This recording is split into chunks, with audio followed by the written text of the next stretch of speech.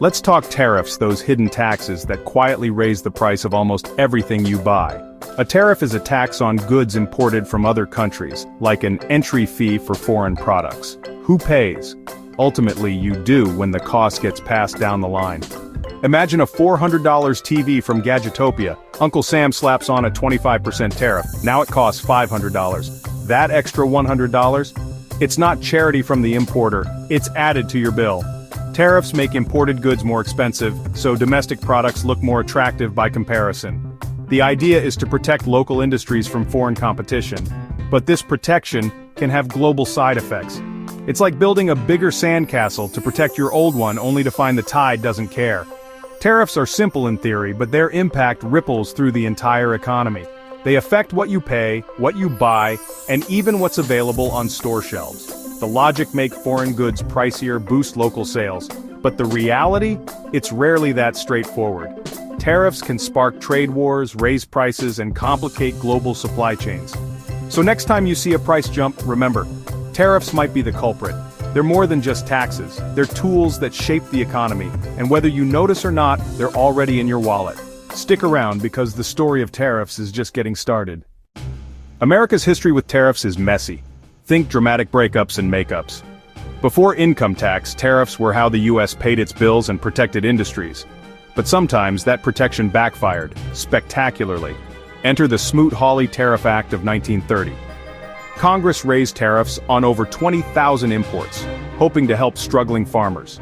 Instead, other countries retaliated with their own tariffs. International trade collapsed, US exports fell by over 60%, and the Great Depression deepened. The very people tariffs were meant to help, American farmers, suffered even more. Smoot-Hawley became the classic example of protectionism gone wrong. Trade wars are easy to start, but nearly impossible to stop. The real losers? Ordinary people and the global economy. It took a world war for the US and others to rethink this tax each other into oblivion strategy. Smoot-Hawley's legacy, a warning against unchecked protectionism. The lesson? Tariffs can trigger global retaliation and economic pain. History shows that when countries wall themselves off, everyone pays the price. The ghost of Smoot-Hawley still haunts trade policy debates today. It's a reminder protectionism can hurt more than it helps. And the world never forgot. After World War II, the world was in ruins and ready for a new approach. The US and its allies realized that economic nationalism had fueled conflict, so they tried something radical: cooperation on trade. Enter the General Agreement on Tariffs and Trade, GATT, in 1947, aiming to lower trade barriers. The idea, more trade means more connections and less chance of war.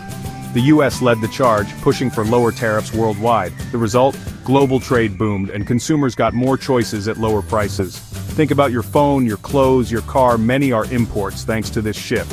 The US became a champion of free trade, moving away from protectionism. This momentum led to the creation of the World Trade Organization, WTO, in 1995. The WTO set global trade rules and settled disputes. America went from building tariff walls to tearing them down, but nothing in politics or economics stays the same forever. Debates about fairness and who benefits most never went away. The winds of trade policy can shift quickly. Free trade brought prosperity, but also new challenges. Some industries thrived, others struggled. The post-war era showed that open markets could lift economies, but not everyone wins equally. The story of tariffs and trade is always evolving, and the next chapter was just around the corner. Fast forward to the Trump era, free trade's consensus suddenly wobbled. The Trump administration argued America was getting a raw deal and turned to tariffs as the fix. Steel and aluminum tariffs hit in 2018, justified as national security measures. Allies grumbled, and US companies faced higher costs for key materials. Then came sweeping tariffs on Chinese goods, hundreds of billions worth. China hit back, especially targeting American farmers. It was a modern trade war, tit-for-tat tariffs, global supply chains disrupted. The goal? Bring manufacturing back and shrink the trade deficit. Some US industries like steel saw a short-term boost, but many businesses relying on imports or exports suffered. Studies show American consumers and companies bore most of the costs. The Trump tariffs were a reminder. Trade policy has complex, far-reaching effects. Protectionism can spark chaos, not just protection. The echoes of Smoot-Hawley were unmistakable, just with more tweets. The debate over tariffs was back, louder than ever, and the consequences are still unfolding. So, who benefits from tariffs and who pays the price? Winners: domestic producers in protected industries. Their goods look cheaper, they might sell more, and jobs can be saved. Workers in those sectors may see job security or even new hires. Tariffs can feel like a lifeline for struggling industries. But the losers? That's a much bigger group. Consumers, like you, face higher prices on everything from TVs to cars. Importers struggle as their costs rise, and exporters get hit by foreign retaliation. American farmers and manufacturers relying on global supply chains can suffer. Tariffs act as a hidden tax on everyday life. Industries that use imported materials see their costs spike, making their products less competitive. The ripple effects can hurt more people than they help. Trade wars rarely have clear winners, just lots of collateral damage. The story isn't simple. A few cheer, but many more pay the bill. Tariffs tug on every strand of the economic web, and confusion is often the only thing that's truly universal. What do economists say? Most are fans of free trade thanks to the idea of comparative advantage. Countries should specialize in what they do best and trade for the rest. Everyone wins. Protectionism, the logic behind tariffs, aims to shield local industries and jobs, but most economists argue it leads to inefficiency and higher prices. In the short term, tariffs can help specific industries and save jobs. But long term, the costs, higher prices, retaliation, and less innovation usually outweigh the benefits. Protected industries can get complacent, and consumers pay more. Some exceptions exist, infant industries or national security concerns, but the consensus is clear.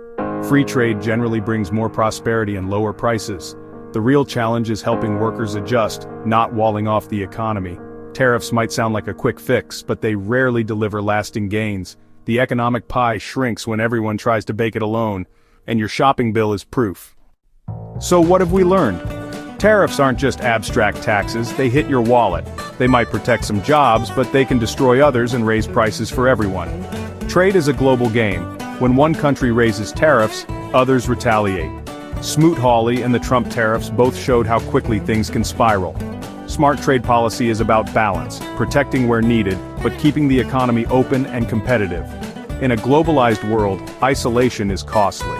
The big question: should the U.S. protect its industries with tariffs, risking higher prices and retaliation?